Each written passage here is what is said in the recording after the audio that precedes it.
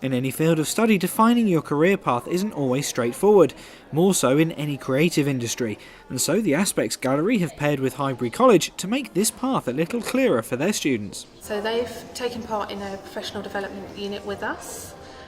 They spent a week in the gallery working with the staff, learning about the different areas of work that we do, learning about our jobs and how we got to those jobs, and thinking about what they might like to do in the future. But in addition to that, they also had the opportunity to meet with general public who are the artists currently exhibiting in our main gallery space at the moment. And they were set the challenge to then create artworks in response to that exhibition. So all the works in this show at the moment are their final pieces, their final outcomes. It's really interesting to learn about the different routes that you can take if you're studying art and design.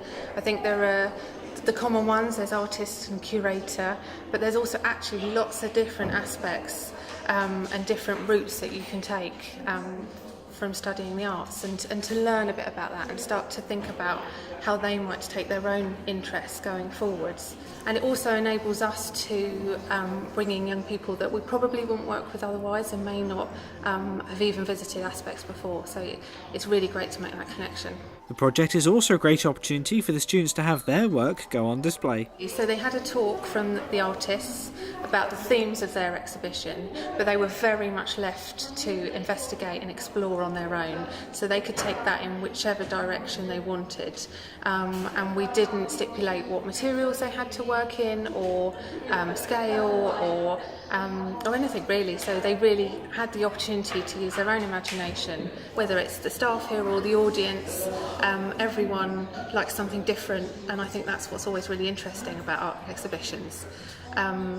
But just as a whole group, they did amazingly well. They had a really short time frame to work on all this work, so when they came in a couple of days ago with their final pieces ready to install the show, we were all really impressed. The basis for the artwork was a film called The Endless Village, also on show at the gallery.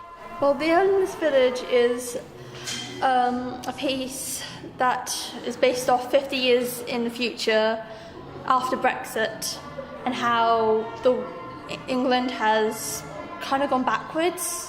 They made a movie to go with their exhibition, and they have some of the props from the movie in the exhibition.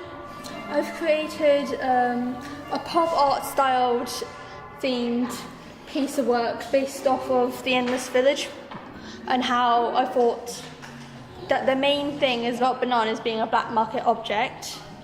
So I thought, what other fruits and vegetables would become non-existent if trading routes broke down? So I decided to do grapes and pomegranates and use screen printing as the media. I wanted something to make it stand out and make it unusual. Also, if you are like a child in 50 years and trading routes have gone down, you wouldn't really know what they would actually look like aside from pictures. It was really fun, and it didn't end up the way I wanted to, but I think that it turned out as a really nice piece altogether.